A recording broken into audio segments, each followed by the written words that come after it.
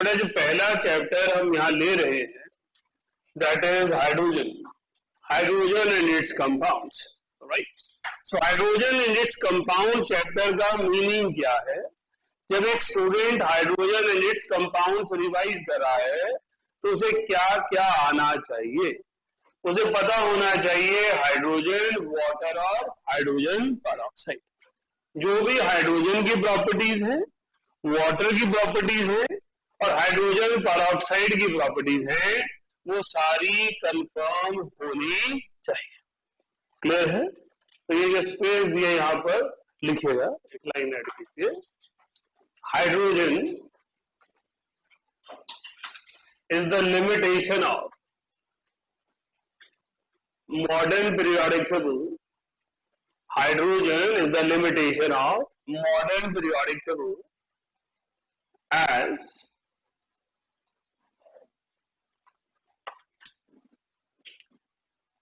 we cannot assign any definite position on the basis of properties,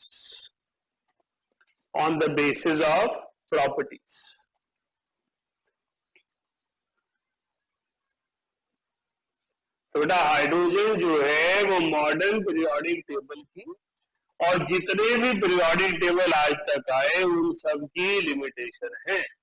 तो पहला article, पहला reasoning का question जो हमसे पूछा जाता है एग्जाम में वो यही है कि why hydrogen is considered as limitation of modern periodic table. वो लिमिटेशन इसलिए है क्योंकि उसकी प्रॉपर्टीज अल्कली मेटल्स के साथ भी कंबाइन करती हैं और हैलोजेंस के साथ भी कंबाइन करती हैं। हमने लिखना है इट हैज सिमिलैरिटीज, या लिखना नहीं है, स्कूल में पूछ लेते हैं, it has similarities with alkali metals as well as halogens. आपसे 2 मार्क क्वेश्चन में आ जाता है या 1 मार्क क्वेश्चन में राइट 2 और write 4 properties of hydrogen where it resemble with alkali. तो जब हमने हाइड्रोजन को तैयार करना है तो सबसे पहला फोकस यही है कि किन प्रॉपर्टीज के बेस पर ये अल्कली मेटल से सिमिलर है और किन प्रॉपर्टीज के बेस पर ये हैलोजन से सिमिलैरिटी शो करता है। तो हमारे पास hydrogen, it belongs to very short period of periodic table and is the lightest element known. Hydrogen is unique among the elements in having 1 electron in 1s orbital and no other electron shell. When we say electron shell, it means जहां पर electron present है. It is difficult to assign a proper place to hydrogen in periodic table because of its resemblance with alkali metals as well as halogens. तो ये underline करने लायक है कि क्योंकि इसकी रिजेम्बलेंस है हैलोजन के साथ और अल्कली मेटल्स के साथ, इसलिए हम इसे एक डेफिनेट प्लेस नहीं दे पा रहे। नेक्स्ट है हमारे पास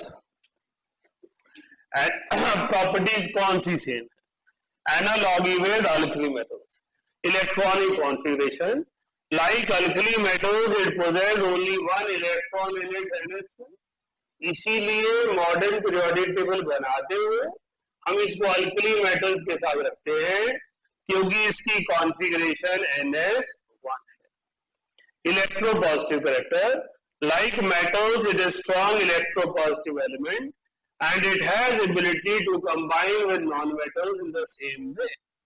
formation of cation, like alkali metals it forms monovalent cation. तो जब मैं सिमिलैरिटी लिख रहा हूं तो इंपॉर्टेंट फोकस क्या है?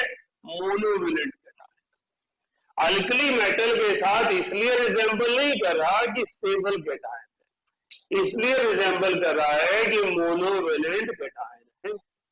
जहां alkali metals most stable cation होते हैं वहीं hydrogen least stable cation.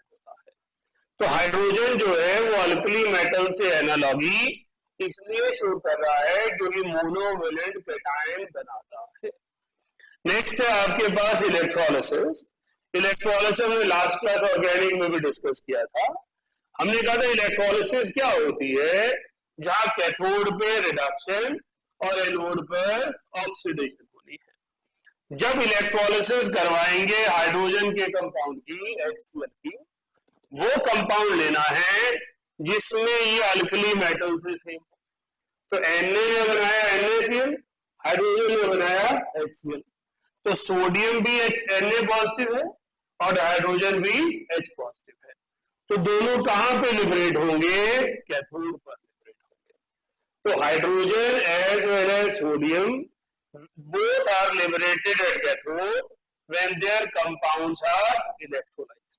Reason, they exist in the form of cation, so they are discharged by accepting electron. Next, when we talk about its property, it is its valency. Valency के basis पे हम कहते हैं alkali metal और hydrogen दोनों monovalent है। पहले monovalent cation लिखा था, यहाँ मोनोवेलेंट वैलेंसी लिख रहे हैं। दोनों में फर्क क्या है? जब खाली मोनोवेलेंट वैलेंसी लिख रहे हैं तो हम कह रहे हैं ionic as well as covalent, right. लेकिन हम कह रहे हैं एक वैलेंसी है, इलेक्ट्रॉन जब देगा तो वैसे ही कंबाइन करेगा। रिड्यूसिंग नेचर, जब मैं कॉपर को ऑक्साइड को हीट कर रहा हूं हाइड्रोजन से तो भी कॉपर मेटल मिल रहा है, जब मैं सोडियम से रिड्यूस कर रहा हूं तो भी कॉपर मेटल मिल रहा है।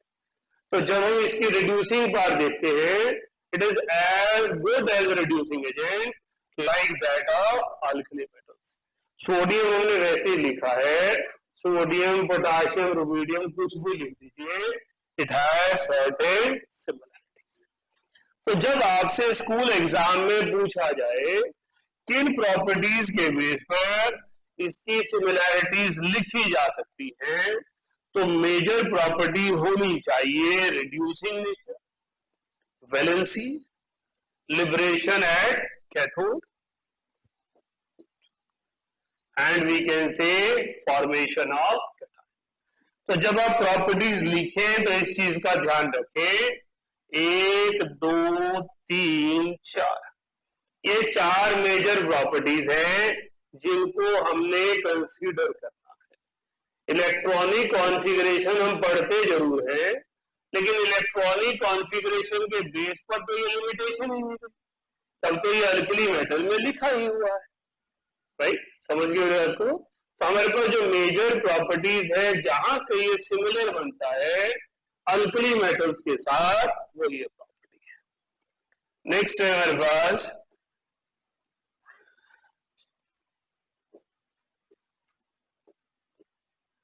Analogy with halogens. Analogy with halogen हम कहते हैं it has electronic configuration like that of halogen as it has one electron short in valence shell। अब कॉन्फ़िगरेशन वहां भी लिखा था, यहां भी लिखा है। यहां क्या फोकस है? यहां फोकस है कि उसे एक इलेक्ट्रॉन चाहिए नोबल गैस कोर के लिए। अल्कली मेटल्स को एक इलेक्ट्रॉन प्रेजेंट है, हैलोजन को एक इलेक्ट्रॉन चाहिए नोबल गैस के लिए। फ्लोरीन एक इलेक्ट्रॉन लेता है, नियॉन बन जाता है। क्लोरीन एक इलेक्ट्रॉन लेता है, आर्गन बन जाता है।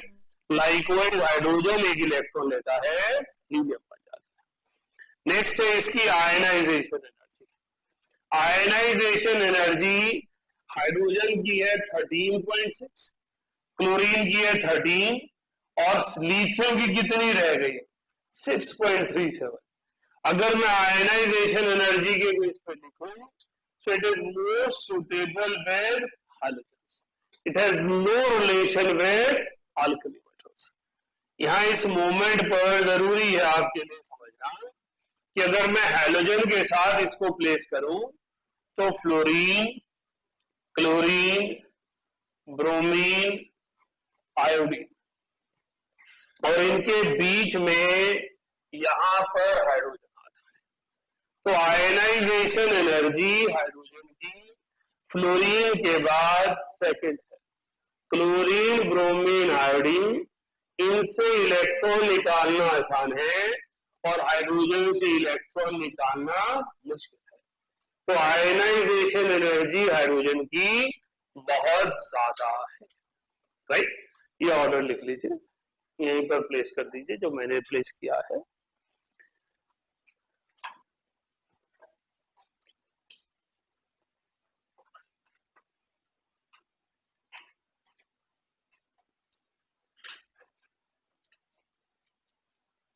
राइट। अब इस प्रॉपर्टी का रेलेवेंस क्या है? जब मैं आयनाइजेशन एनर्जी पढ़ रहा हूं तो कंपटीशन लेवल पे बहुत इंपॉर्टेंट रोल प्ले हो जाता है। हाइड्रोजन को एक नॉर्मल स्टूडेंट ये जानता है कि जब हाइड्रोजन कंपाउंड बनाता है तो H पॉजिटिव बनाता है, राइट। लेकिन आयनाइजेशन एनर्जी कहती है बना ही नहीं सकता, क्योंकि क्लोरीन का क्लोरीन पॉजिटिव बनना आसान है और हाइड्रोजन का H पॉजिटिव बनना मुश्किल। तो जो हम H पॉजिटिव बना रहे होते वो क्या होता है? वो H पॉजिटिव सिर्फ एक्वस सॉल्यूशन में बनता है, वो कंपाउंड की नेचर नहीं है, हाइड्रोजन की नेचर नहीं है, वो वाटर की कैपेसिटी है।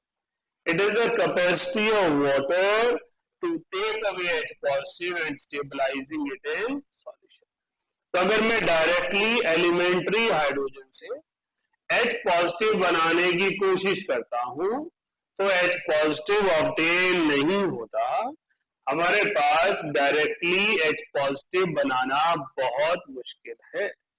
लेकिन अगर हम पोलर कोवेलेंट कंपाउंड्स ले रहे हैं और उनको एक्वस सॉल्यूशन में डिसॉल्व कर रहे हैं तो वाटर के डाइलेक्ट्रिक कांस्टेंट की वजह से ये पॉजिटिव चार्ज डेवलप होता है। क्लियर है? तो हमारे लिए कॉम्पिटिशंस के लिए ये वर्ड इंपॉर्टेंट हो जाता है कि हाइड्रोजन H पॉजिटिव फॉर्म में डायरेक्टली एलिमेंट्री हाइड्रोजन से नहीं बनता, वो पोलर कोवेलेंट कंपाउंड से बनता है और वाटर की प्रेजेंस में बनता है। फिर हम बात करते हैं इसके नॉन मेटेलिक कैरेक्टर की। Non metal hydrogen like halogen is a non metal and bad conductor of heat and electricity. तो हमारे पास अल्कली मेटल्स नेचुरल स्टेट में मेटल है, बेस्ट कंडक्टर है। हाइड्रोजन नेचुरल स्टेट में गैस है, डायटोमिक गैस। तो hydrogen physical state में halogen से रिसेम्बलेंस शो करता है, अल्कली मेटल से नहीं करता। जब अल्कली मेटल पढ़ रहे थे तो हमें लगता था सारे अल्कली मेटल में तो फीचर है। अब हम हैलोजन पढ़ रहे हैं तो हमें लग रहा है यार ये तो हैलोजन है, इसमें कुछ ऐसा होना ही नहीं चाहिए इसको अल्कली मेटल को। तो इसकी दोनों प्रॉपर्टीज हैं। इस वजह से एक अच्छे ऑथर्स अच्छी बुक्स पीरियोडिक टेबल में हाइड्रोजन को ऐसे लिखते हैं, जिनका एम कोई एंट्रेंस नहीं है, जिनका एम सिर्फ केमिस्ट्री की अवेकनिंग है, वो पीरियोडिक टेबल में हाइड्रोजन को कभी प्लेस नहीं करते।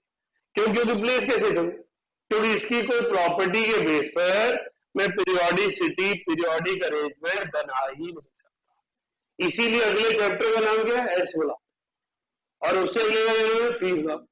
लेकिन हाइड्रोजन एक अलग चैप्टर है, जबकि hydrogen according to modern periodic table S वाला एलिमेंट है।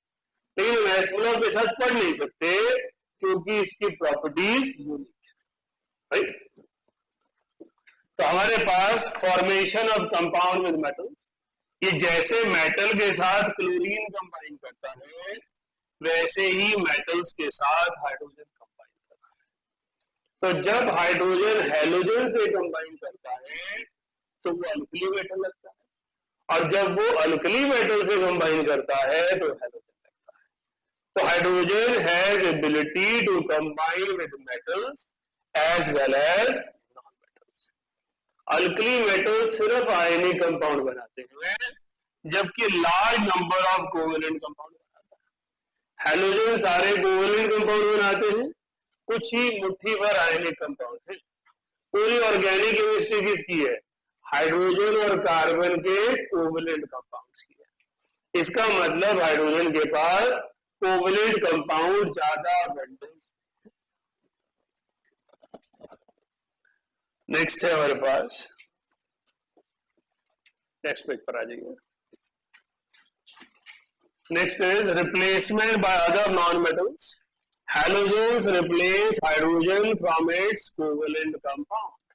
आप ऑर्गेनिक में भी पढ़ के हटे हो हैलोजिनेशन रिएक्शन। हैलोजिनेशन में क्या कर रहे हो, मीथेन को क्लोरीन से ट्रीट कर रहे हो, H और Cl इंटरचेंज हो जा रहे हैं। आप हैलोजिनेशन और बेंजीन पढ़ रहे हो, बेंजीन में हाइड्रोजन और क्लोरीन इंटरचेंज हो जा रहे हैं। तो halogens have ability to displace hydrogen from covalent compounds, so because they have similarities in properties.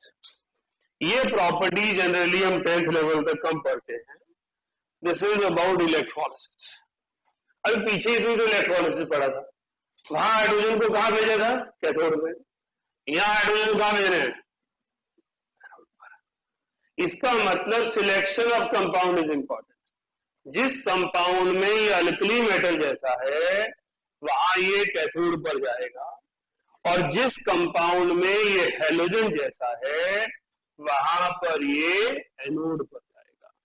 तो जब मैंने लिथियम हाइड्राइड लिया, लिथियम हाइड्राइड में हाइड्रोजन H नेगेटिव है, so it will be liberated at hydrogen will be liberated at anode because it will be oxidized to give H2। उसके बाद हमने एक नोट डाल के स्टेटमेंट दी हुई आपको, thus hydrogen possess dual nature and is usually called rogue element, धोखेबाज element। However, the oxide of hydrogen, that is water, is neutral and which neither resemble with sodium oxide, which is basic, nor with chlorine oxide, which is acidic। समझ गया आपको। अब एक अच्छा student क्या करता है, ये आर्टिकल कंप्लीट करने के बाद बंद करता है बुकलेट और खुद को समझाता है। Hydrogen is unique element of periodic table. It is sometimes considered as wrong element because of uncertainty in its properties. It has ability to get reduced at cathode as well as ability to oxidize at anode. It has ability to act as reducing agent where it forms H positive ion. It has ability to act as oxidizing agent where it forms H negative ion. It has ability to combine with metals in the form of halogens. It has ability to combine with halogen in the form of alkali metals. It has monovalent state, but that monovalent can be ionic like alkali metals. It can be covalent like halogens. Right? It has one electron in valence shell, but simultaneously it requires one electron to attain noble gas configuration. Right? तो जब भी आप inorganic करें तो उसका purpose ही यही होना चाहिए। इनऑर्गेनिक कुछ होती ही नहीं है, बॉन्डिंग, पीरियोडिसिटी, इक्विलिब्रियम और थर्मोडायनेमिक्स, इनकी एसिमुलेशन होती है। लेकिन इनऑर्गेनिक पढ़ते हुए हम अपनी अवेकनिंग तैयार करते हैं कि इन चैप्टर्स को हम पढ़ क्यों रहे हैं, हम रीजन देते हैं why we are studying these chapters, because we are interested in understanding the elements and their properties, and the biggest challenge which is faced by every student of chemistry to write equations, right? हम मोल concept का numerical कर रहे हैं, कोई equation बता दे कर तुम देखें, right? अब इक्वेशन वहां नहीं पता चलेगी, इक्वेशन यहाँ पता चलेगी। यहाँ आप अंडरस्टैंडिंग डेवलप करेंगे वो कैसे रिएक्ट कर सकता है। क्लियर? यहाँ इसके बाद जो स्पेस दिया है उसको यूज करें। इलेक्ट्रोलिसिस में जो स्पेस दिया है, halogens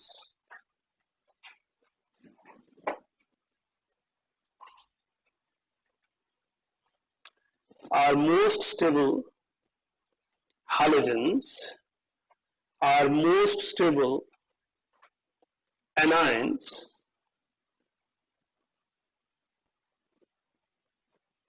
while alkali metals are most stable cations.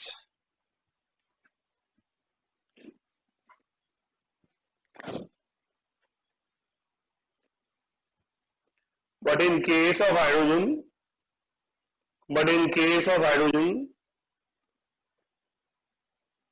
neither cation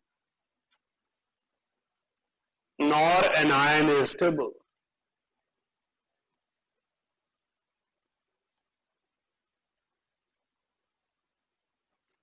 right, solution में सबसे अनस्टेबल कैटायन जो है वो H पॉजिटिव, सबसे अनस्टेबल एनायन H नेगेटिव, जबकि alkali metals most stable cations और halogens most stable anions.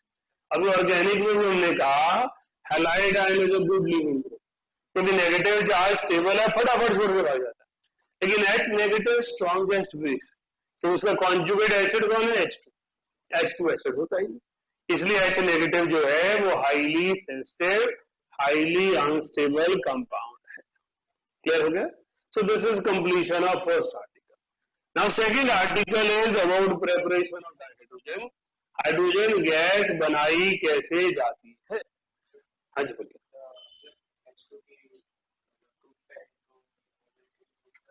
Homolytic टूटता है अगर इसको नेचुरली तोड़ा जाए। Actually, hydrogen gas H2 as it is टूटती है. It is only dissociated in the presence of some other element. The other element, when act as a good oxidizing agent, it always forms positive oxidation number. And when the other element is a good reducing agent, like sodium, calcium, it accepts electron and changes to H negative. H2 directly dissociate नहीं होता, लेकिन अगर dissociate करोगे तो homolytic ही होगा, क्योंकि non polar compound है। हाँ जी बेटा।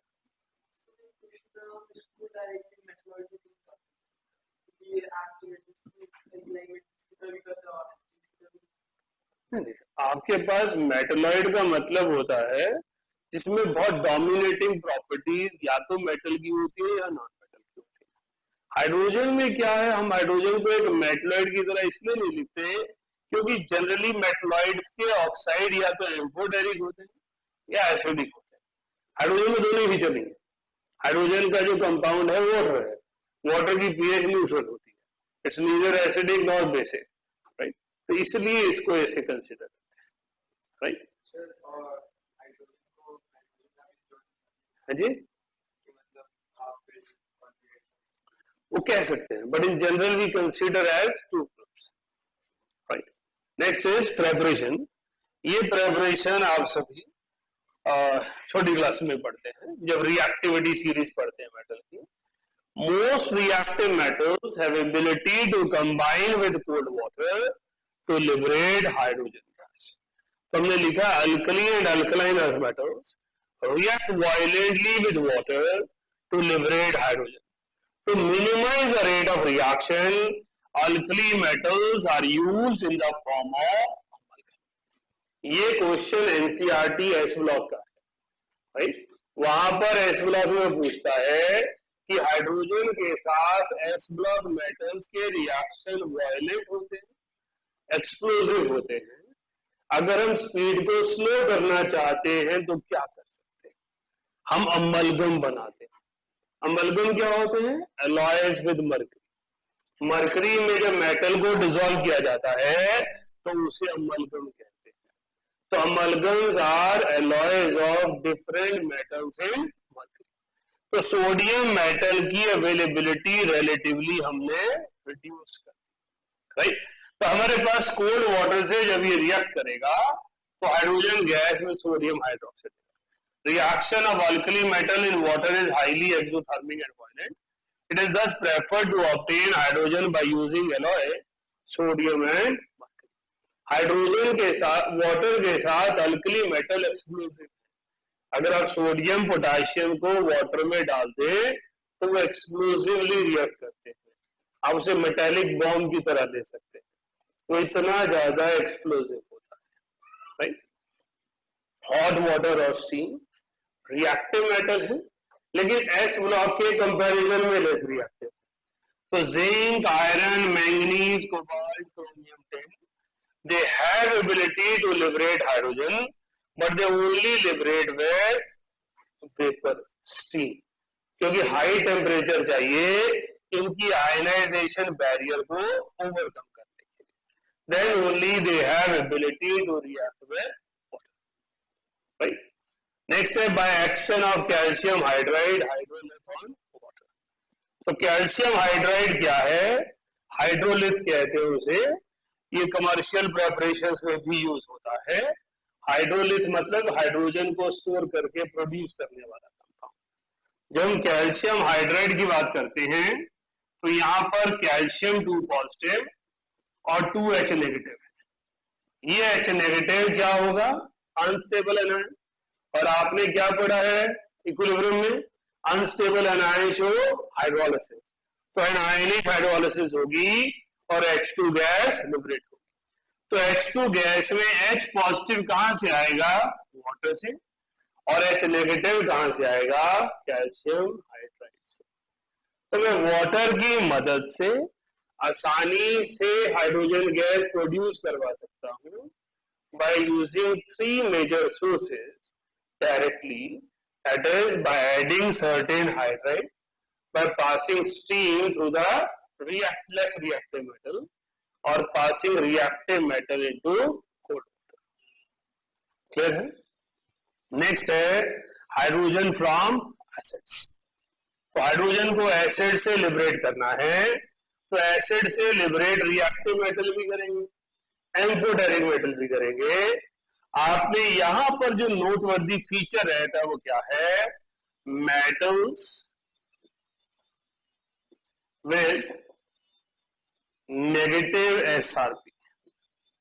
एसआरपी होता है स्टैंडर्ड रिडक्शन पोटेंशियल, E0RP का दूसरा नाम लैंग्वेज में एसआरपी है।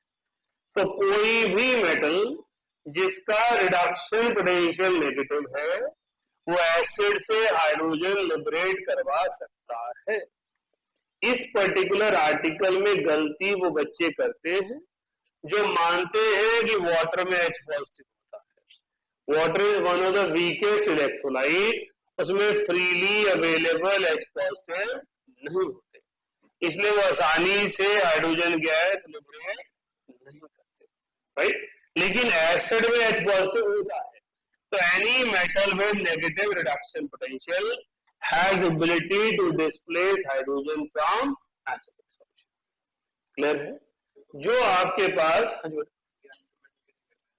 रिएक्टिव मेटल तो कहीं नहीं, रिएक्टिव मेटल तो highly reactive, one of the most negative reduction potential.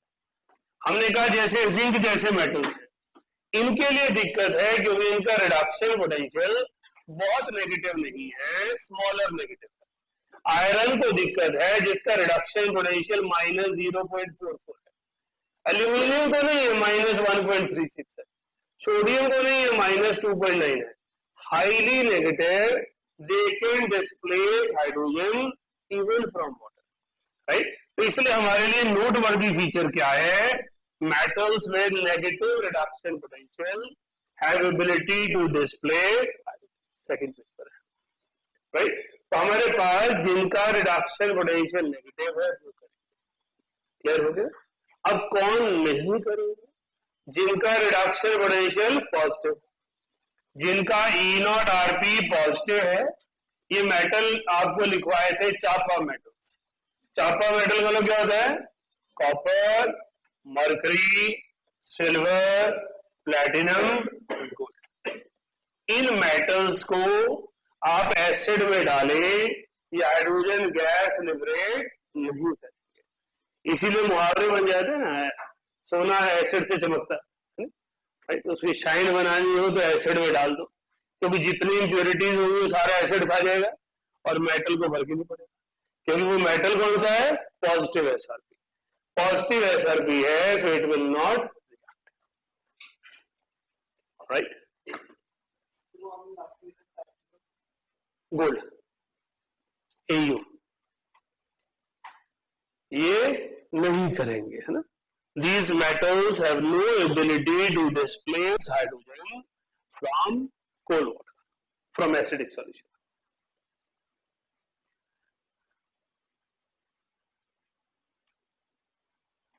Right. आपको क्योंकि इलेक्ट्रोकेमिकल सीरीज ज्यादा ध्यान रहती है इसलिए यहां लाइन लिखवा दी है कि जो भी मेटल इलेक्ट्रोकेमिकल सीरीज में हाइड्रोजन से ज्यादा रिएक्टिव है उससे ऊपर है वो डिस्प्लेस करेगा। तो इलेक्ट्रोकेमिकल सीरीज अगर पता है तो आप वैसा भी कर सकते हैं। नेक्स्ट है आपके पास फ्रॉम अल्कलीज। अल्कली के साथ सिर्फ वो कर सकते हैं जो एम्फोटेरिक मेटल्स है या एक रिएक्टिव एसिडिक है सिलिकॉन। आपके लिए इस आर्टिकल में 4 मेटल इंपॉर्टेंट है। These 4 metals are known for their amphoteric character. जब भी एम्फोटेरिक पर क्वेश्चन आएगा तो इन 4 में से कोई एक आएगा। तो zinc, aluminium, tin and lead are amphoteric metals. They have ability to displace hydrogen from acid alkaline solution. ये एसिड से भी कर सकते हैं, अल्कली से भी कर सकते हैं, क्योंकि एम्फोटेरिक मेटल है। क्लियर है, राइट? अभी हम पेज नंबर 3 पर चलेंगे।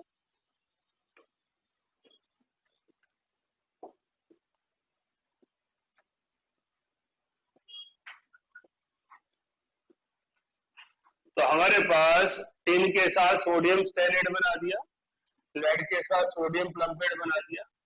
तो जब आप ये चैप्टर तैयार कर रहे हैं तो ये रिएक्शन लिख के तैयार करने, यही तो इम्पोर्टेंट रिएक्शन है जो हर जगह है, राइट? तो tin, lead, zinc, aluminium, they have ability to displace hydrogen from acid as well as alkali. यहां पर नोट में दिया है कि आपके पास pure hydrogen is obtained by the action of caustic potash and scrap aluminium, and this method is known as Uhanos method. Right. ये UNO तो नाम है पर्सन का जिसने किया, लेकिन हमारे लिए इंपॉर्टेंट क्या है इसमें? ये वो मेथड है जिससे गुब्बारे वाला हाइड्रोजन बलून बनाता है, राइट? अगर हमसे कोई पूछता है कौन सा रिएक्शन यूज होता है, ये रिएक्शन यूज होता है। ये वो रिएक्शन है जिसे आर्मी वाले स्मॉल स्केल पर हाइड्रोजन बनाने के लिए यूज करते हैं। ये वो मेथड है जिसे हम ड्रेनेज ब्लॉकेट को रिमूव करने के लिए यूज करते हैं। पहला चैप्टर मोल कंसेप्ट, बैक एक्सरसाइज में क्वेश्चन दिया है, calculate volume of hydrogen when 20 or 0.2 grams of aluminium is used in the form of Dranex। तो Dranex जो है वो केमिकल कंपाउंड है जो मार्केट में अवेलेबल है। इस Dranex में क्या है? इस Dranex में ये हम उसमें थोड़ा सा पानी डालते हैं, हाइड्रोजन गैस जनरेट होती है, और क्योंकि हाइड्रोजन गैस प्रेशर से जनरेट होगी तो जो ड्रेन ब्लॉक हुई है उसे वो क्लीन कर देगी। सो आपके पास ये रिएक्शन मल्टीपल फोल्ड इंपॉर्टेंट वाला है। ये रिडॉक्स में भी है, मोल में भी है, कमर्शियल प्रेपरेशन में भी है। तो एल्यूमिनियम के जरिए हम तैयार करते हैं। नेक्स्ट है प्योर हाइड्रोजन, ये जो आपने पीछे लिखे थे इसमें तो कुछ खास नहीं है। इसके बाद है आपके पास commercial preparation. Commercial preparation of hydrogen में electrolysis of acidified water using platinum electrodes and barium hydroxide. ये दोनों रिएक्शन जो हैं वो एक साथ के रिएक्शन है। इन दोनों में हम इलेक्ट्रोलिसिस यूज कर रहे हैं। इन दोनों में हम इलेक्ट्रोलिसिस यूज कर रहे हैं, एक एसिडिफाइड और एक बेसिक, राइट? आपके पास पेज नंबर 7 खाली दिया है, वहां लिखना है आपने electrolysis of water.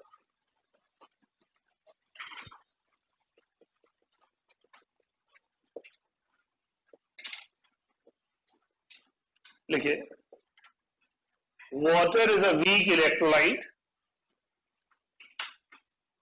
Water is a weak electrolyte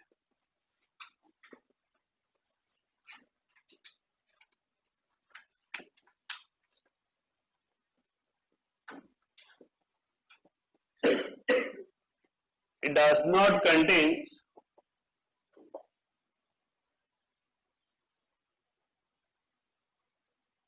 free H positive ions or OH negative ions. It does not contain free H positive or OH negative ions.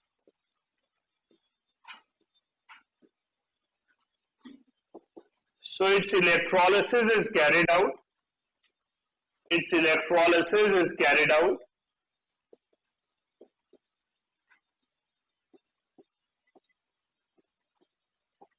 in the dilute solution of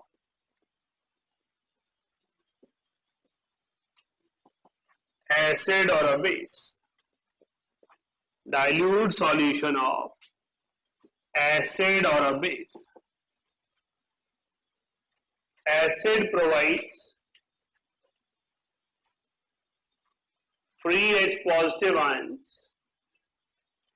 Acid provides free H positive ions for reaction initiation.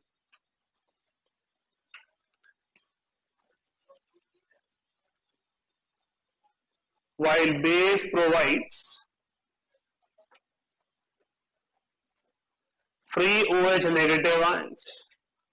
फरमाइला जी, परनी को कहना class में आ जाओ, परनी का भी पहुंचिए, उसको लोग class में बैठ जाओ। तो हमारे पास एसिडिफाइड वाटर और डाइल्यूट बेरियम हाइड्रोक्साइड, इन दोनों का रोल क्या है? इनका रोल है फ्री आयंस देकर रिएक्शन को इनिशिएट करना। अब ये क्वेश्चन क्यों पूछा जाता है? क्योंकि कई बच्चे ऐसा सोच लेते हैं कि अगर वाटर की आयनाइजेशन वीक है, उसमें फ्री एच पॉजिटिव और OH नेगेटिव अबंडेंस में नहीं है, तो इसका मतलब एसिड और बेस आयनाइजेशन करवा रहे होंगे। लेकिन ली चैडलियर कहता है कि वीक इलेक्ट्रोलाइट की सप्रेशन हो जाती है जब स्ट्रॉन्ग इलेक्ट्रोलाइट डालते हो, तो आयनाइजेशन तो नहीं करवा सकता, आयनाइजेशन को सप्रेस कर सकता है। फिर हम क्यों डाल रहे हैं? क्योंकि हम रिएक्शन इनिशिएट करने के लिए करंट कैरियर चाहिए, हमें रिएक्शन इनिशिएट करने के लिए करंट कैरियर चाहिए, और करंट कैरियर यहां से आना है। तो जब हमने एसिडिफाइड वाटर लेना है तो रिएक्शन कहां से शुरू होना है? H पॉजिटिव से।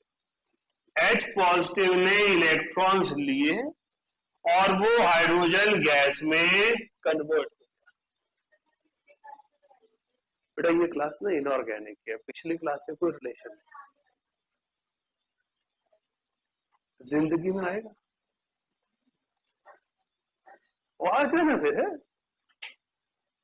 पेपर तो दूर है, ऐसा मत सोचा करो कि सिर्फ पेपरों के लिए पढ़ना है, खाली +1 नहीं करनी हमने,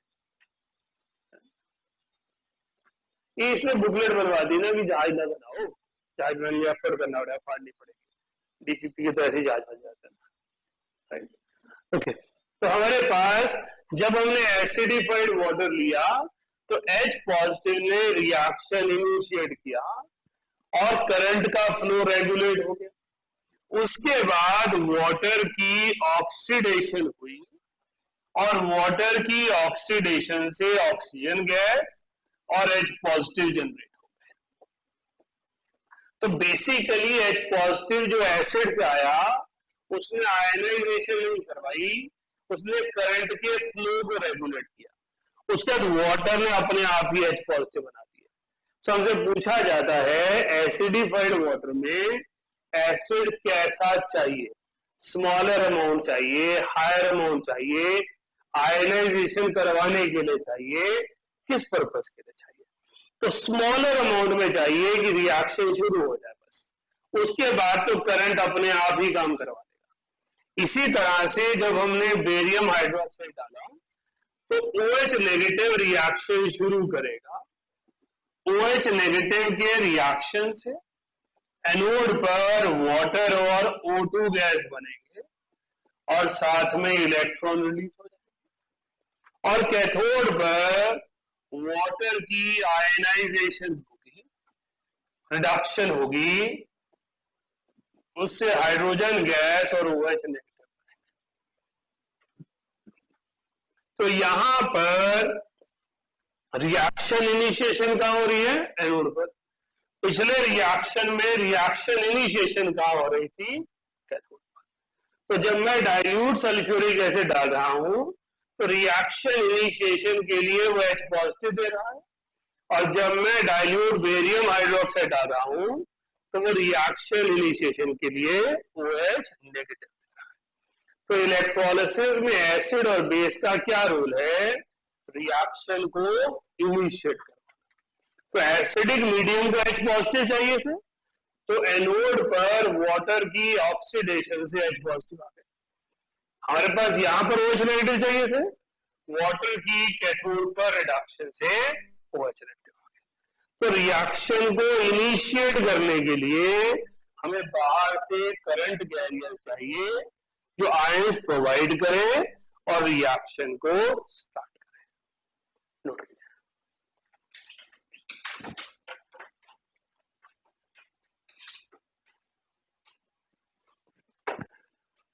प्रणिका, कौन कौन से चैप्टर नहीं आ रहे सिलेबस में?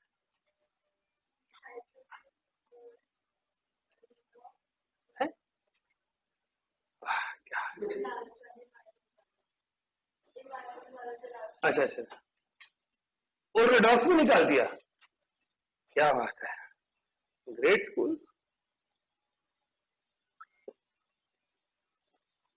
रिडॉक्स निकालना तो मजबूरी है ना, अगर मोल निकाल रहे हो तो रिडॉक्स निकालना ही पड़ेगा।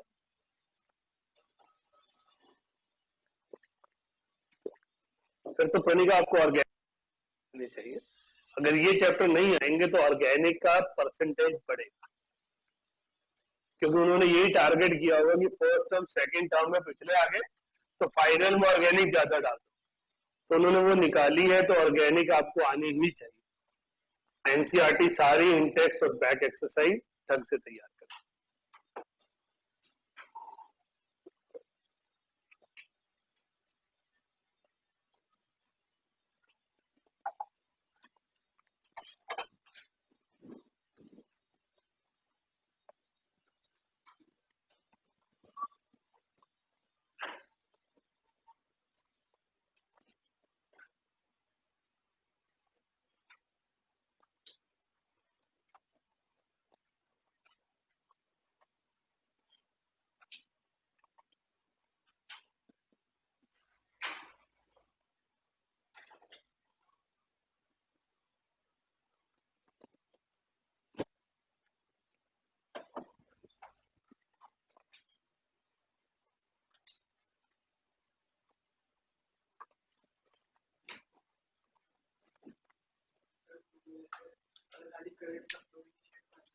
हाँ जी, हाँ जी बेटा अगर सॉल्ट्स डालेंगे तो वो प्रोडक्ट को इंटरफेयर करेंगे। अगर आप कोई सॉल्ट डालते हो तो उसके अपने कैटायन और एनायन है, उसके अपने कैटायन और एनायन है, तो कॉम्पिटिटिव रिएक्शन हो जाएगा वाटर के साथ। जैसे आपने लास्ट क्लास में कॉल्व इलेक्ट्रोलिसिस किया और आपने पढ़ा कि कैथोड पर हाइड्रोजन जाती है, हमने डाला तो सॉल्ट है, सोडियम एसिड, तो सोडियम नहीं गया, क्या गया? हाइड्रोजन। और एनोड पर वाटर नहीं गया, क्या गया? एसिड। तो हमारे पास रिएक्शन में टारगेट जो होना है वो कहां से मिलना है? यहां से। तो जब एसिड और बेस डालते हैं तो नॉन इंटरफेयरिंग रेडिकल्स है, इसलिए इनको लेते हैं। क्लियर हो गया? चलिए नेक्स्ट टॉपिक पर जाते हैं। Back to page number 3।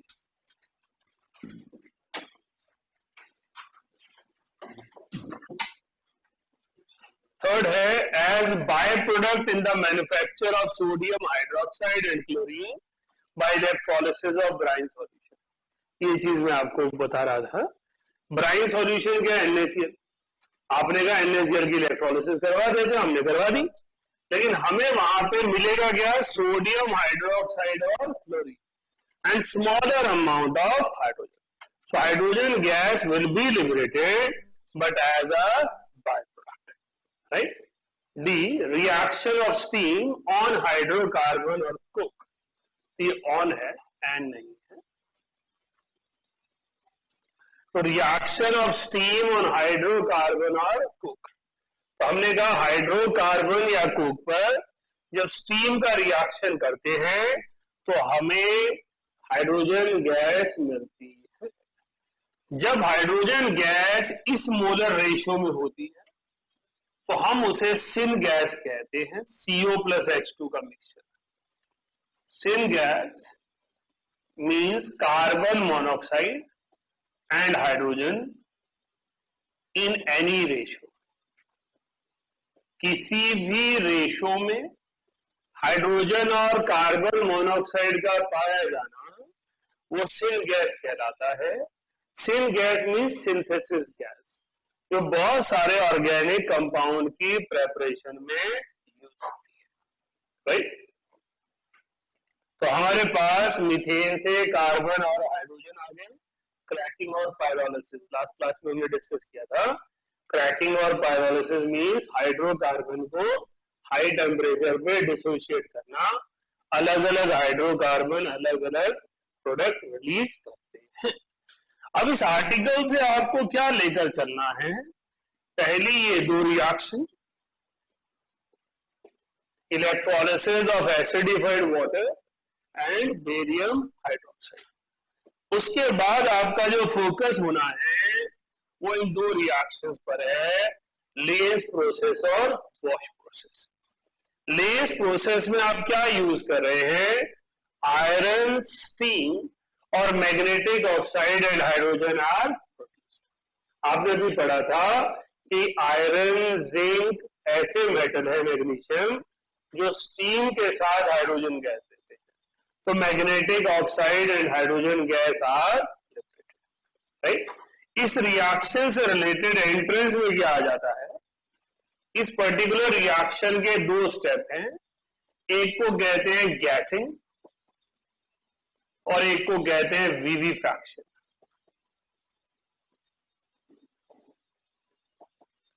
एक को कहते हैं गैसिंग और एक को कहते हैं विविफैक्शन। गैसिंग जो है वो ये रिएक्शन है, गैसिंग ये रिएक्शन है, गैस की प्रोडक्शन। विविफैक्शन का मतलब होता है Fe3O4 को कार्बन मोनोऑक्साइड और हाइड्रोजन के मिक्सचर से पास करना, उसकी वजह से आयरन, कार्बन डाइऑक्साइड और वाटर का बनना। आपके लिए आगे आना चाहिए, इसके सामने नहीं आना चाहिए। तो विविफैक्शन में हम आयरन को रीजनरेट कर रहे हैं। अब एक एवरेज स्टूडेंट क्या देखता है? हाइड्रोजन यहां प्रोड्यूस की और हाइड्रोजन यहां कंज्यूम करवा दी। फिर क्यों प्रोड्यूस की भाई? भाई अगर उसे कंज्यूम ही करना है। पर एक अच्छा स्टूडेंट देखता है कि इसके नीचे लाइन लगा रखी है, कुछ और कहानी हो भाई। कार्बन मोनोऑक्साइड और हाइड्रोजन इनसेपरेबल मिक्सचर है, जिसे या तो सिन गैस कहा जाता है या वाटर गैस कहा जाता है।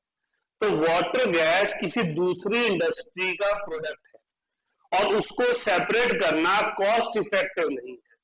तो हम इस मेथड से उसे सेपरेट कर लेते हैं और आयरन और वाटर को दोबारा रिएक्ट करके हाइड्रोजन बना लेते हैं, राइट।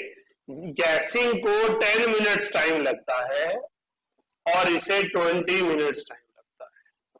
10 और 20 इंपॉर्टेंट वर्ड नहीं है, 1:2 रेशियो इंपॉर्टेंट है। तो जितना टाइम हाइड्रोजन गैस को जनरेट करने में लगना है, उसे 2 टाइम्स जो है वो आयरन को रीजनरेट करने में लगना है। लेकिन फिर भी जब हम बात करते हैं इंडस्ट्रियल मेथड की, कमर्शियल मेथड की, तो कमर्शियल वर्ड में ही कॉमर्स है। So it must be cost effective. तो जो मेथड कॉस्ट इफेक्टिव हो, लेबर के लिए कन्वीनियंट हो, वो मेथड हम इंडस्ट्रियल प्रेपरेशन में यूज करते हैं। तो less process means we are passing scrap iron through steam, which results in the formation of magnetic oxide and iron. When magnetic oxide is passed through water gas, iron is regenerated. Right? Add कर लीजिए जो जो term अपने हिसाब से, जहां जहां आपके पास स्पेस है। इस रिएक्शन के आगे गैसिंग लिख दीजिए, विविफैक्शन अलग से लिख दीजिए।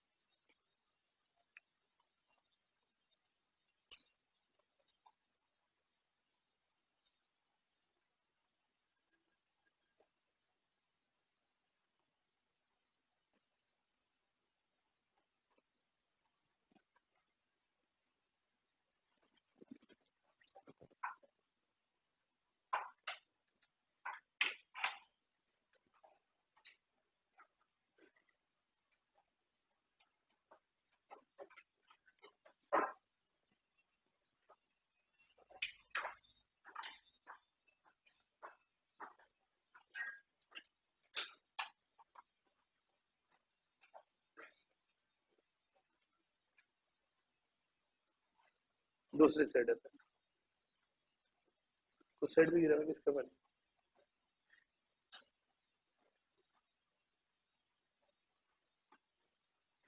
नेक्स्ट रिएक्शन है हमारे पास बॉश प्रोसेस। बॉश प्रोसेस है कार्बन को वाटर के सरफेस से पास करना, सॉरी वाटर को कार्बन के सरफेस से पास करना और उसे वाटर गैस बनाना, वाटर गैस को द्वारा स्टीम से पास करना और CO2 and hydrogen.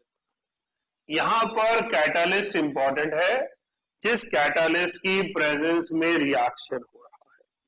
So here we have a certain catalyst जिसकी प्रेजेंस में रिएक्शन होना है। इस रिएक्शन को वाटर गैस शिफ्ट रिएक्शन कहते हैं। It is water gas shift reaction. इसका मतलब होता है वाटर गैस में से हाइड्रोजन को एक्सट्रैक्ट करना, राइट। हाइड्रोजन आपके स्कूल एग्जाम में जब ये क्वेश्चन आएगा, चैप्टर आएगा, तो 1 मार्क क्वेश्चन में आता है define water gas shift reaction. So water gas shift reaction means treating water gas with steam in order to make separation between CO and H2। तो कार्बन मोनोऑक्साइड और hydrogen को एक दूसरे से सेपरेट करने को वाटर गैस शिफ्ट रिएक्शन कहते हैं। क्लियर हो गया? तो ये हमारा सेकंड आर्टिकल कंप्लीट हो गया। जैसा मैंने फर्स्ट आर्टिकल में समझाया था, आपको हर आर्टिकल में यही करना है। हाइड्रोजन कैसे बनाई जा सकती है? Hydrogen can be obtain from cold water, from steam, from acid, from alkali, by electrolysis और Lane's and Bosch process. So आपने इस तरीके से रिवाइज करना है। कोल्ड वाटर से हाइड्रोजन रिएक्टिव मेटल्स लिबरेट करवाते हैं, स्टीम से लेस रिएक्टिव मेटल करवाते हैं, जिंक, आयरन, मैग्नीशियम जैसे। एसिड से हर वो मेटल करवा सकता है जिसका रिडक्शन पोटेंशियल नेगेटिव है, चाहे वो बहुत रिएक्टिव है या नहीं। लेस रिएक्टिव मेटल जो एसिडिक सॉल्यूशन से हाइड्रोजन लिबरेट करते हैं वो है टिन, निकल, आयरन। इनकी रिएक्टिविटी जनरली कम होती है, लेकिन फिर भी इनका रिडक्शन पोटेंशियल नेगेटिव है, इसलिए ऐसा हो रहा है। अल्कली से सिर्फ वो लिबरेट करवा सकते हैं जो एम्फोटेरिक है। एम्फोटेरिक के लिए हमारे लिए 4 मेटल इंपॉर्टेंट है, zinc, aluminium, tin and lead. Aluminium वाला reaction small scale hydrogen production के लिए कन्वीनियंट प्रोसेस है। जहां भी छोटे स्केल पर चाहिए, हाउस होल्ड से लेकर आर्मी तक, हम एल्यूमिनियम को यूज करते हैं। इलेक्ट्रोलिसिस में उन्होंने कहा वाटर की इलेक्ट्रोलिसिस से हाइड्रोजन मिलता है, लेकिन वाटर की डायरेक्ट हाइड्रोलिसिस पॉसिबल नहीं है, क्योंकि वाटर एक वीक इलेक्ट्रोलाइट है।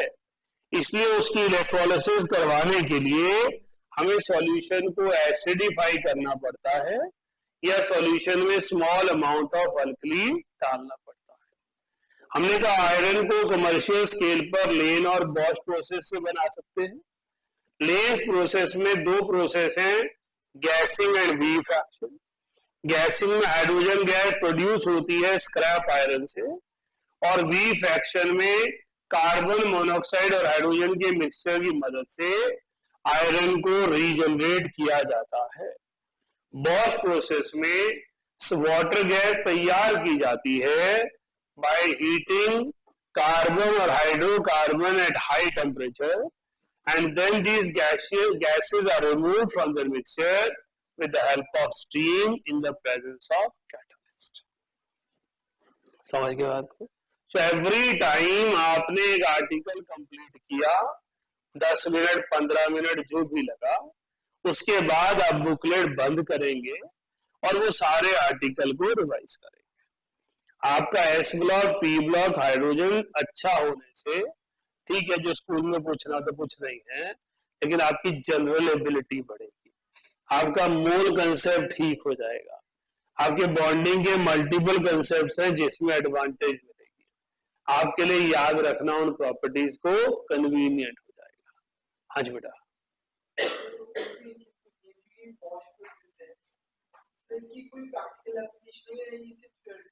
कमर्शियल यूज इंडस्ट्री ऐसे ही बनाती है।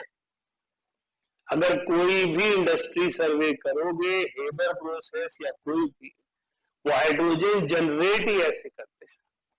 Hydrogen is generated in industries by Bosch process.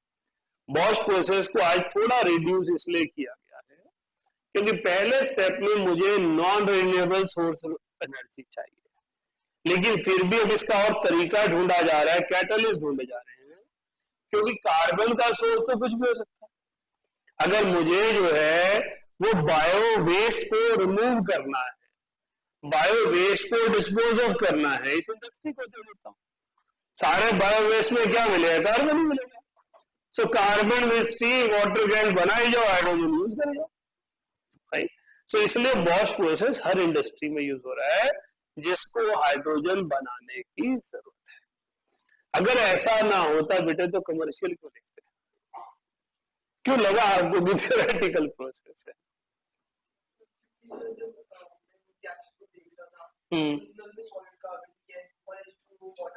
Steam लिया 1273 केल्विन पे।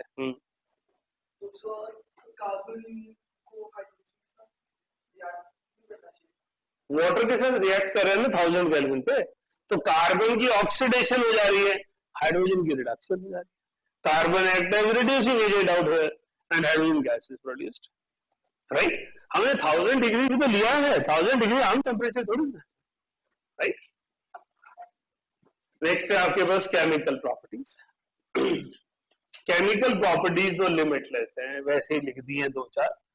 कंबशन रिएक्शन है, कॉम्बिनेशन है, किसी के साथ भी कंबाइन करेगा, मेटल और नॉन मेटल। उसके बाद आपको बताने के लिए नॉन मेटल्स का रिएक्शन लिख दी है।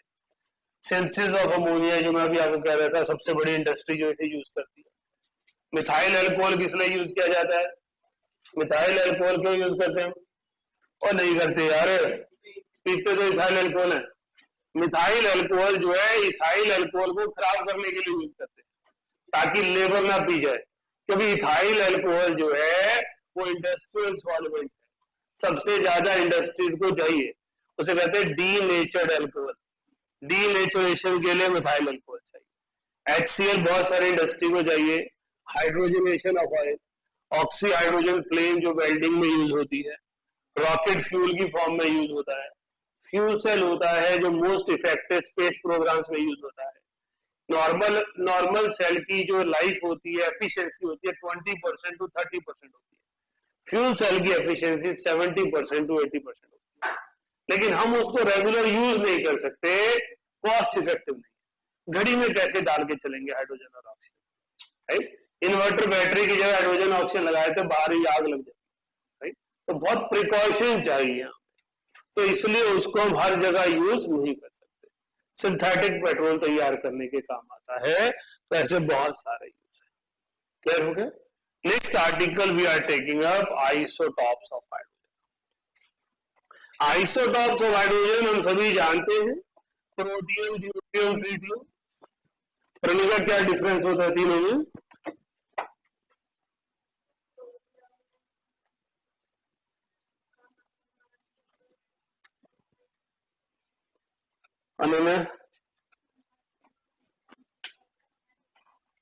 हाँ जी, 1, 2 और 3, वेरी ट्रू।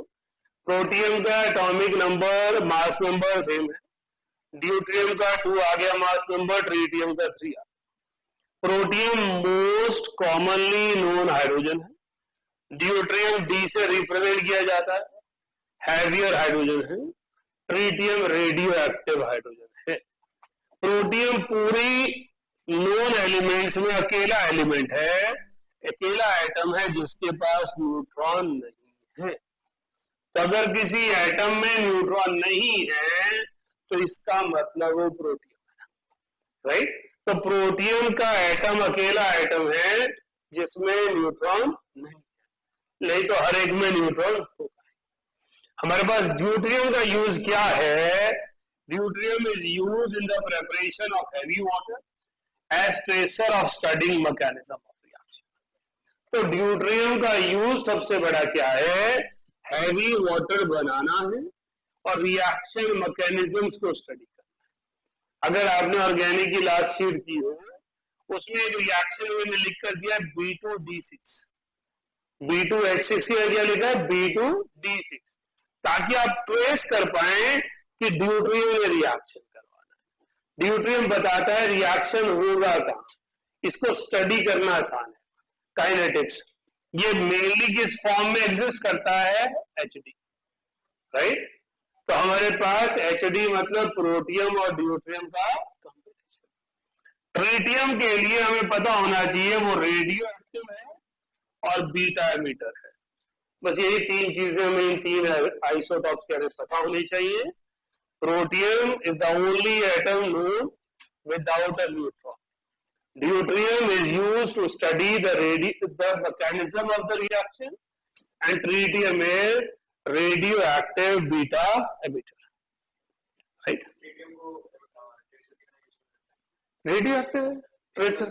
ट्रेसर के लिए रेडियोएक्टिव होना जरूरी नहीं, रेडियोएक्टिव होता है ट्रेसर के लिए यूज जहां पर हमारे पास रिक्वायरमेंट रहती है किसी और चीज की, लेकिन हमारे पास मेनली ट्रेसर के लिए हम ड्यूट्रियम यूज करते हैं क्योंकि उसका रेट ऑफ रिएक्शन स्लो हो जाता है।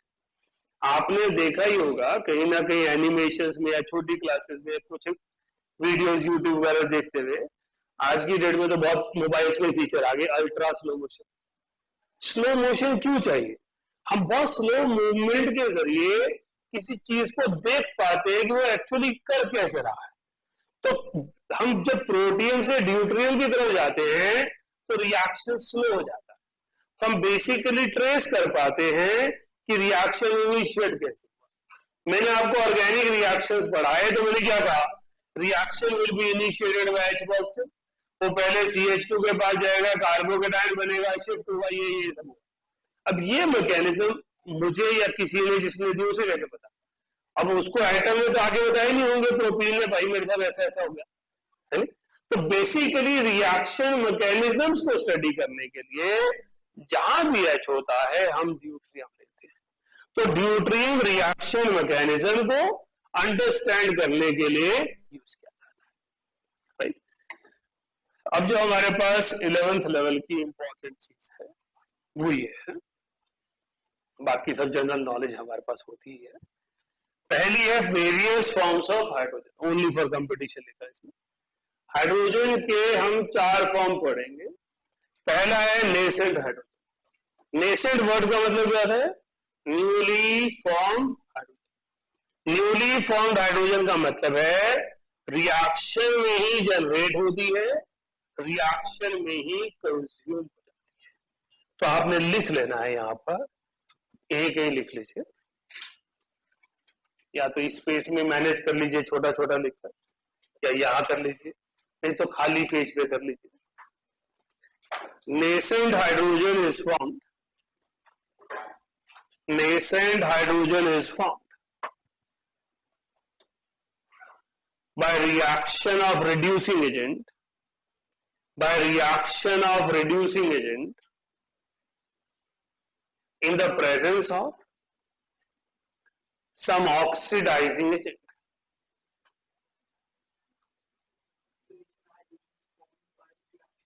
Reducing agent in the presence of some oxidizing agent. In the absence of oxidizing agent, in the absence of oxidizing agent, it is produced as molecular hydrogen.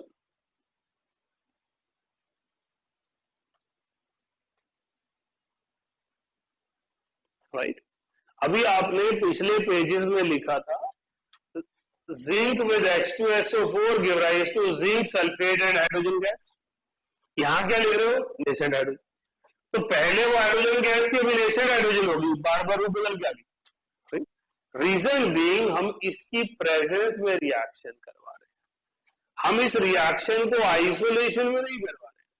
तो initially एक redox reaction हुआ, nascent hydrogen produce हुई, वो nascent hydrogen ferric chloride ने consume की और ferrous chloride बन गया।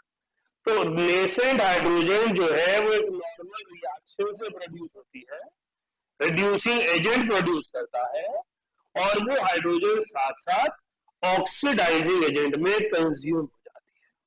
तो यहां आपको सपोर्टिंग स्टेटमेंट्स में 3 ऑक्सीडाइजिंग एजेंट दिए गए हैं, फेरिक क्लोराइड, KMnO4, K2Cr2। इन सारों में ये नेसेंट हाइड्रोजन कंज्यूम हो रही है, right. So nascent hydrogen consume होकर फेरिक क्लोराइड के कलर को डिस्चार्ज कर रही है, KMnO4 के कलर को डिस्चार्ज कर रही है, और K2Cr2O7 को ऑरेंज से ग्रीन बना रही है। तो हमारा बेसिक एजेंडा क्या है? मॉलिक्यूलर हाइड्रोजन बनाना, लेकिन हमने उस पाथवे को बदल दिया, हमने एक ऑक्सीडाइजिंग एजेंट की प्रेजेंस में रिएक्शन करवाया, then it is known as nascent hydrogen, जो एक स्ट्रॉन्ग रिड्यूसिंग एजेंट है। हाइड्रोजन गैस को तोड़ेंगे तो हाइड्रोजन ऐड होगा, लेकिन ये तो इजीली अवेलेबल हाइड्रोजन है, इसलिए it is a powerful reducing agent than ordinary hydrogen. तो nascent hydrogen newly born reactive form of hydrogen है। ये एक रिएक्शन से प्रोड्यूस होती है, दूसरे रिएक्शन में कंज्यूम हो जाती है, हम इसको आइसोलेट नहीं कर सकते, राइट। नेक्स्ट है हमारे पास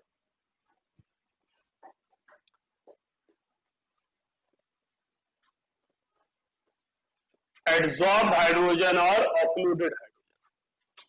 एडसॉर्ब्ड हाइड्रोजन और ऑक्लूडेड हाइड्रोजन। निशांत, ऑक्लूजन का एडसॉर्प्शन का मतलब क्या होता है ये पता? अमन, fine.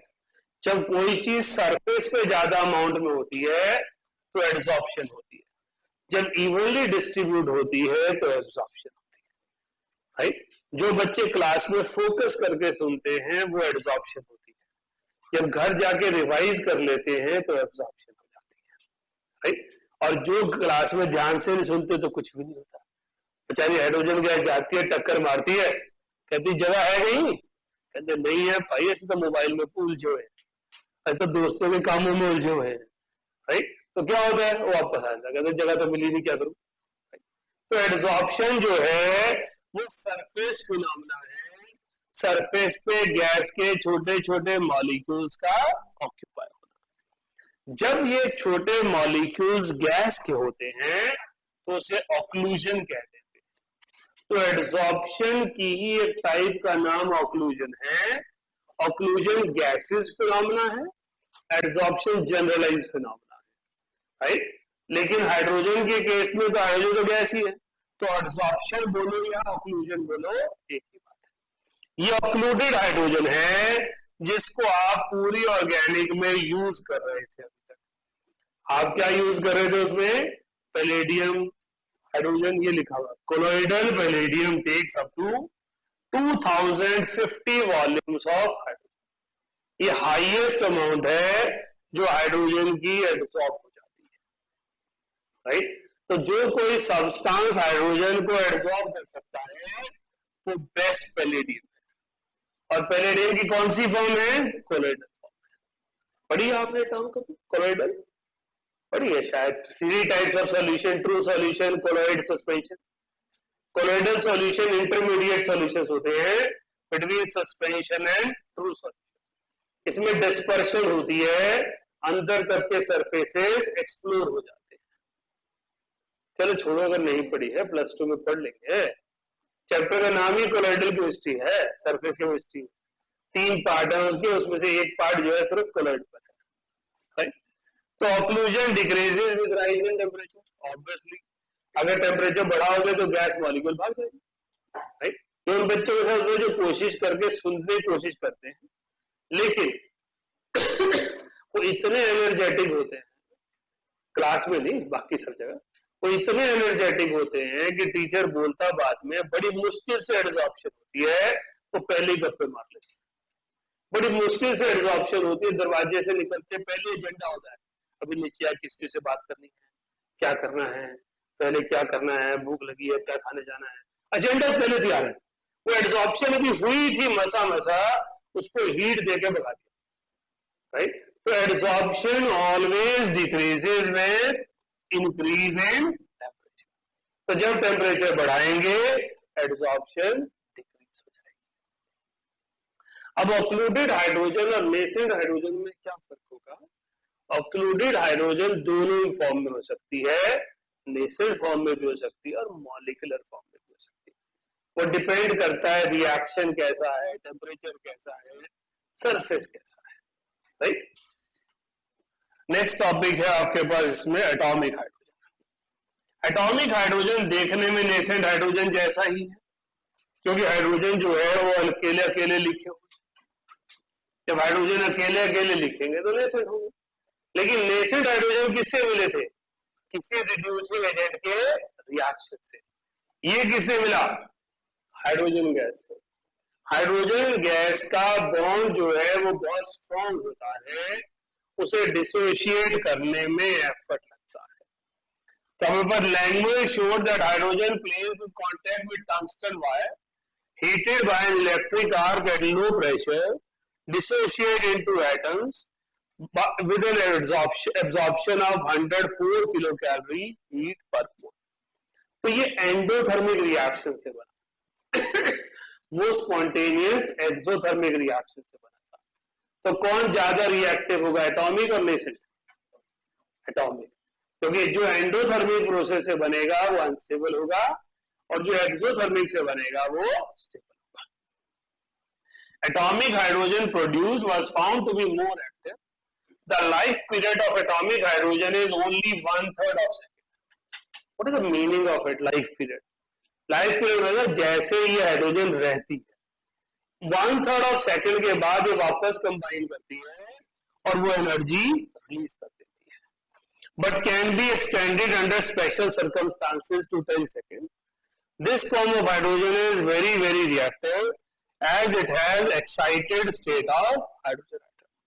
Excited state of hydrogen atom में exist कर रहे हैं, इसलिए ये highly reactive है, क्योंकि ये adsorption से बनी है, right? Absorption of heat से बनी है। लिखिएगा एक आधी लाइन कहीं पर जहां पे जगह मिलती है आपको। Bond dissociation energy, bond dissociation energy of hydrogen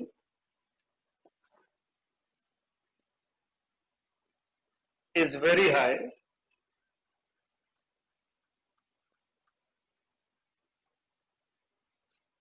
and it is released when atomic hydrogen recombines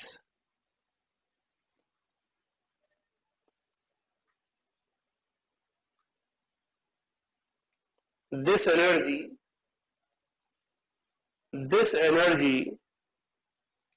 is used for welding purposes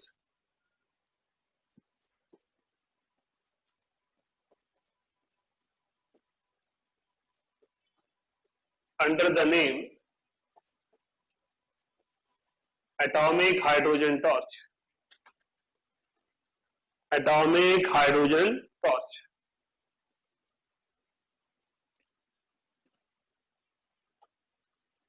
right. तो एटॉमिक हाइड्रोजन टॉर्च का मीनिंग क्या है?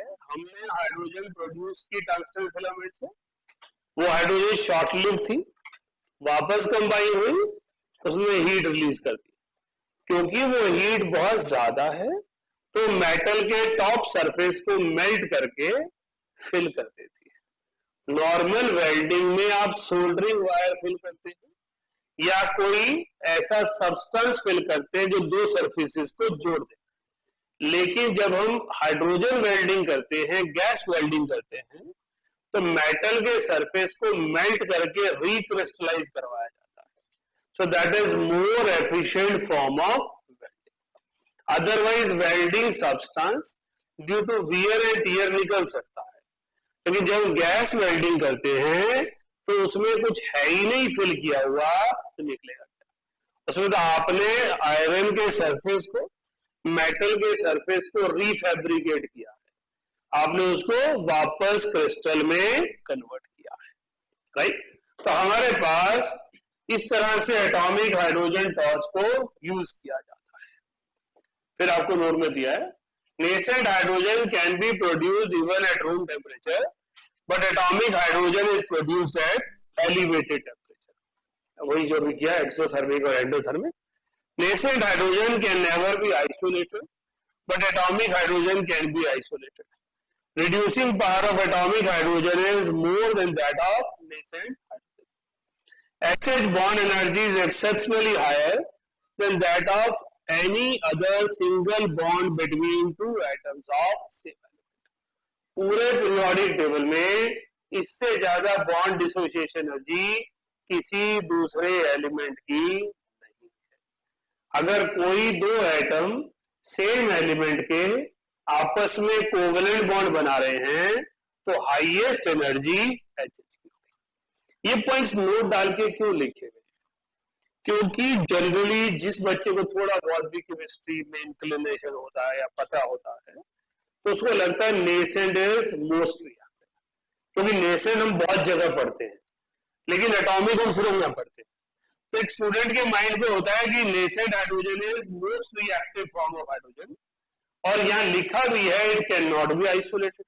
तो हमें लगता है रिएक्टिव होगी तो आइसोलेट नहीं हो रही, लेकिन रिएक्टिविटी वाइज थर्मोडायनेमिक स्टेबिलिटी काम करती है और एटॉमिक हाइड्रोजन नेसेंट हाइड्रोजन से ज्यादा रिएक्टिव है, राइट? अब इसके बाद हमारे पास आ जाता है ऑर्थो एंड पैरा हाइड्रोजन। ये H2 की फॉर्म है। These are the forms of hydrogen gas, diatomic gas. H2 की दो फॉर्म्स हैं, ऑर्थो एंड पैरा। ये आर्टिकल भी आप सिर्फ और सिर्फ इस चैप्टर में पढ़ते हैं, पूछा तो कहीं भी जा सकता है, तो आपको क्लिक ही तब होगा जब आप इस आर्टिकल को केयरफुली पढ़ेंगे। Bonhoeffer and Hartek had shown that ordinary hydrogen is a mixture of two forms of ortho and para, which slightly different in their physical properties. Hydrogen molecule consists of two hydrogen atoms, each atom having one proton in the nucleus and one electron moving around it. Both the electron and proton have the property of spin. This is important to understand कि ऐसा नहीं होता कि सिर्फ electron spin करता है, proton भी spin करता है। हमें सिर्फ इलेक्ट्रॉनिक स्पिन पढ़ाया जाता है क्योंकि हमारा कंसर्न केमिकल प्रॉपर्टी से होता है, न्यूक्लियर प्रॉपर्टी से नहीं होता। And they're at their own axis. The two electrons in hydrogen molecules have paired spin, otherwise molecule will be unstable. तो पता ही है clockwise और एक एंटी क्लॉकवाइज। लेकिन ऑर्थो और पैरा इंपॉर्टेंट क्यों है? क्योंकि वहां प्रोटॉन के स्पिन की बात कर रहे हैं। The spin of proton in same or opposite direction give two forms of hydrogen। ये इलेक्ट्रॉन का स्पिन दिखाया गया है और ये एरो जो है वो प्रोटॉन का स्पिन दिखाया गया है। सेम डायरेक्शन में जा रहे हैं तो ऑर्थो, और एंटी पैरेलल जा रहे हैं तो पैरा। तो एक दूसरे के अपोजिट डायरेक्शन में है तो पैरा और सेम डायरेक्शन में है तो ortho. Ordinary hydrogen is an equilibrium mixture of ortho and para hydrogen. At room temperature 75% ortho and 25% para is there. This is the limiting value. Limiting value का मतलब है इससे ऊपर नहीं जाएगा। एट लो टेम्परेचर पैरा बढ़ेगा लेकिन इससे ऊपर ऑर्थो नहीं बढ़ेगा। तो मैक्सिमम ऑर्थो कितना हो सकता है? 75%. We cannot get 100% ortho form. However, we can get 100% para form. तो हमारे पास ऑर्थो फॉर्म 100% नहीं आती। तो हमने यहां पर दिया है at low temperature percentage of para hydrogen increases, it is nearly 100% at absolute zero. In a mixture, limiting ratio of ortho and para hydrogen is 3:1, where ortho and para deuterium is 2:1. Ortho and para hydrogen are nuclear spin isomers. ये सब competition का ही topic था। तो हमारे पास reactivity wise अगर कोई reactivity order आपसे पूछता है तो रिएक्टिविटी वाइज आप कह सकते हैं मोस्ट रिएक्टिव है एटॉमिक, उसके बाद है नेसेंट, और फिर है आपके पास मॉलिक्यूलर।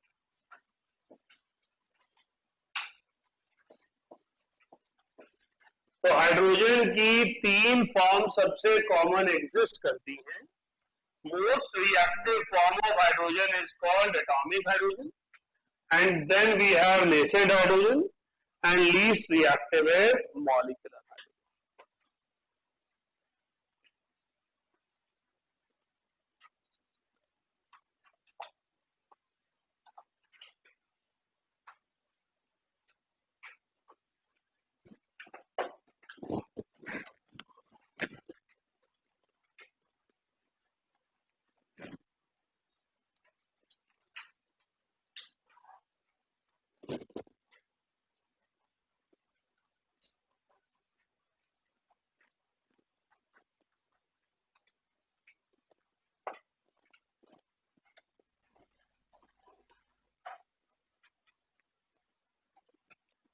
नेक्स्ट है आपके पास hydrides.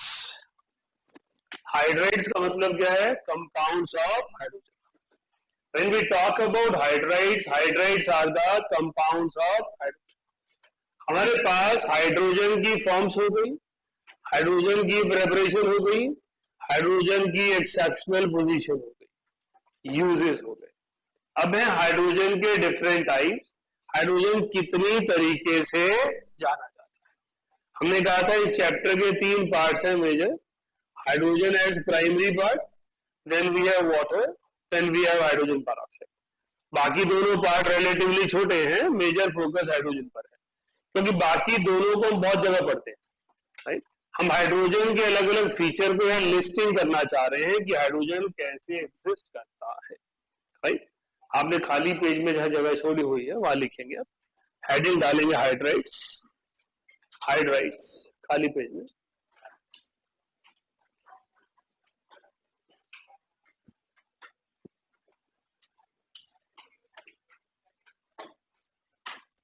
Except noble gases, except noble gases,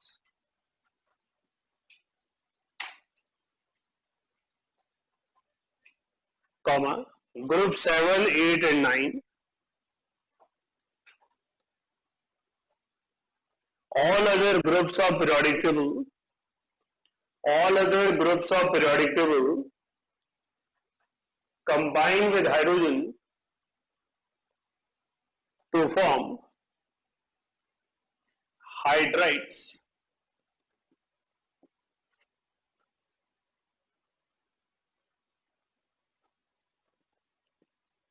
Noble gases are inert gases.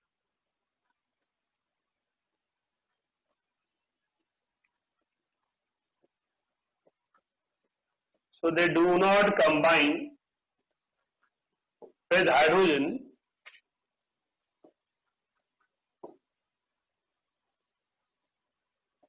and group 7, 8 and 9 is known as hydride gap.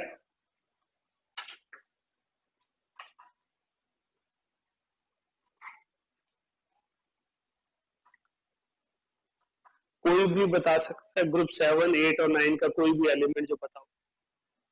कौन सा एलिमेंट आता है ग्रुप 7, 8 और 9 में पीरियोडिक टेबल में? Very good. कौन से में? 8 में, 9 में, 7 में? 8, वेरी ट्रू। आयरन की कॉन्फ़िगरेशन है 4s2 3d6। तो आपके पास ये आयरन हो गया, तो उसके पड़ोसी कौन से होते हैं आयरन के? Manganese and we have cobalt. तो मैंगनीज के नीचे आता है टेक्नीशियम, उसके नीचे आता है रेनियम, आयरन के नीचे आता है ऑस्मियम, रुथेनियम, कोबाल्ट के नीचे आता है रोडियम और इरिडियम। तो हमारे पास ये 9 एलिमेंट कंपाउंड्स हाइड्राइड्स नहीं बनाते। अब प्रॉब्लम कहाँ आती है एंट्रेंस में, बड़ा अजीब सा क्वेश्चन पूछ लेते हैं, which of the following does not exist, right? अब एक एवरेज स्टूडेंट क्या सोचता है, इतने सारे कंपाउंड्स याद करके आने से कौन सा एग्जिस्ट नहीं करता, और एक अच्छा स्टूडेंट हाइड्राइड गैप पर क्वेश्चन होता है, राइट? क्योंकि एक ऑप्शन आपको जरूर दी होगी FeH2, मेजॉरिटी स्टूडेंट इसको सबसे पहले बाहर निकाल देंगे क्योंकि आयरन की ऑक्सीडेशन स्टेट होती है, राइट? लेकिन आयरन हाइड्राइड गैप का पार्ट है, ये हाइड्रोजन के साथ कंबाइन ही नहीं करता, so there is no hydride of iron is right, note कीजिए। अजय वो तो ऑब्जर्वेशन रीजन नहीं है, पर हाइड्राइड गैप आपका मतलब 3 ग्रुप्स है।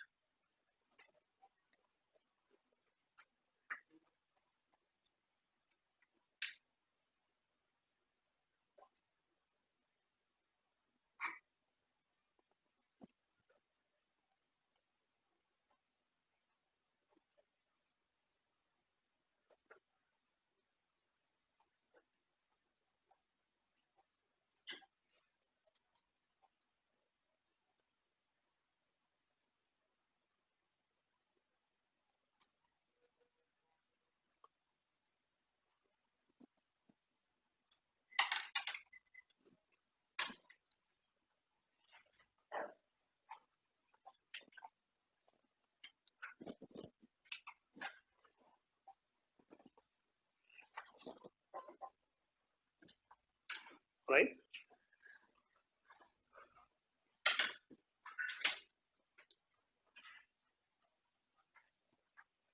लिखिए आगे।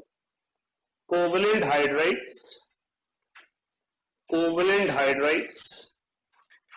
are divided in 3 categories.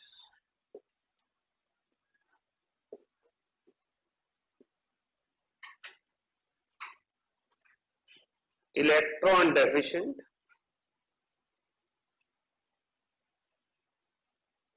number 2 electron precise,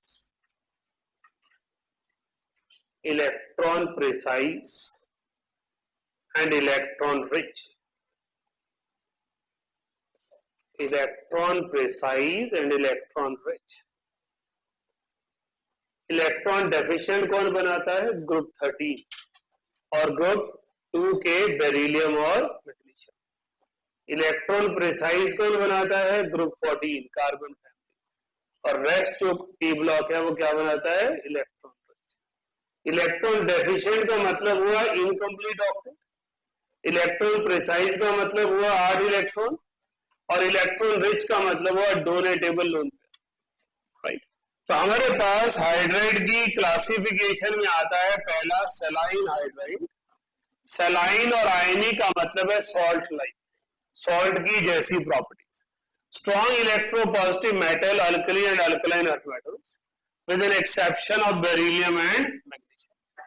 beryllium और मैग्नीशियम क्या बनेंगे, electron deficient, right? These compounds are ionic hydride where there is H negative. These are solids with high melting and boiling point because of ionic nature and conduct current in fused state. Fused state वाला क्या होता है, molten state, जहां पर ions produce होंगे और current carry करेगा। The electrolysis of ionic hydride liberate hydrogen at anode. On heating, these burn spontaneously in air due to decomposition of inflammable hydrogen. Thus they are used as solid fuel, जो भी लिखा था rocket fuel, right? These are also strong reducing agents. H negative है तो reducing agent होगा ही। These hydrides readily react with carbon dioxide and sulfur dioxide and other compounds, क्योंकि इनके पास H negative है। Lithium hydride and sodium hydroxide are used to prepare reducing agents. ये आपने कहाँ पढ़ा, लिथियम एल्यूमिनियम हाइड्राइड, अच्छा अभी आपने तो क्लास में नहीं पढ़ा। रिड्यूसिंग एजेंट आप यूज करते हैं, ये आपने पढ़ा alkyl halide. Alkyl halide chlorine can be reduced by lithium aluminium hydride producing H negative and sodium borohydride. Thermal stability किस पे डिपेंड करती है? Smaller size of cation and smaller size of anion. लिख लीजिए, thermal stability decreases down the group. Thermal stability यही add कर लीजिए ना, थर्मल स्टेबिलिटी तो लिखा हुई है, it decreases down the group as smaller size anion is stabilized by, as smaller size anion is stabilized by smaller size cation.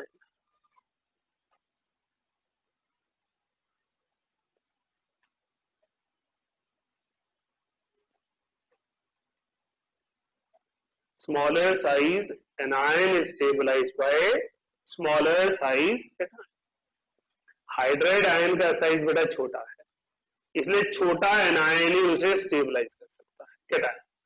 Alkali metal और alkaline earth metal में कौन छोटे होते हैं?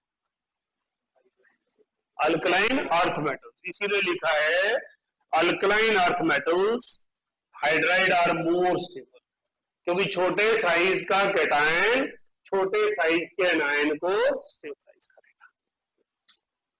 मॉलिक्यूलर हाइड्राइड बेटा वही है जो मैं अभी लिखवाया आपको, तीन type. Non-metals or p-block metals combine covalently with hydrogen to form volatile covalent hydrides. These are molecular lattice and molecules are held by weak van der Waals forces. इनकी तीन कैटेगरीज हैं जो आपने अभी लिखी थी, कौन कौन सी? Electron deficient, electron rich, electron precise. Next is metallic और interstitial.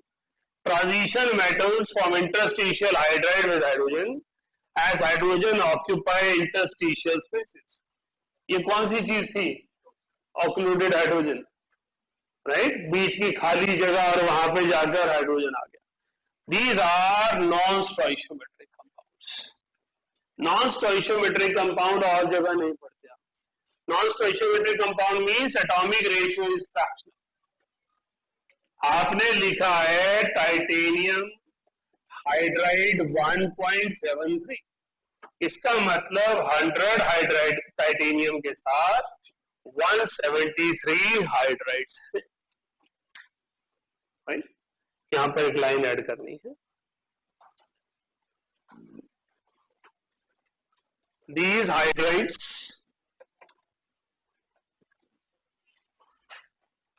do not have, these hydrides do not have any formal bonding,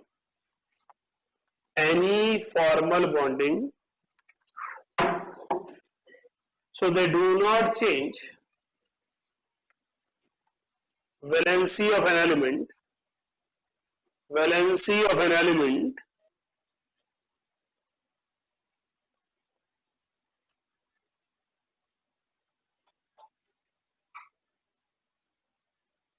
but due to adsorption on interstitial spaces, their surface becomes inert.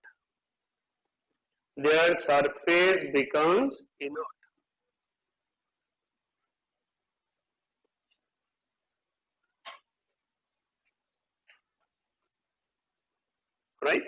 तो hydrogen के surface में, type metal के surface में inertness आ जाती है। ये line को समझना कैसे है?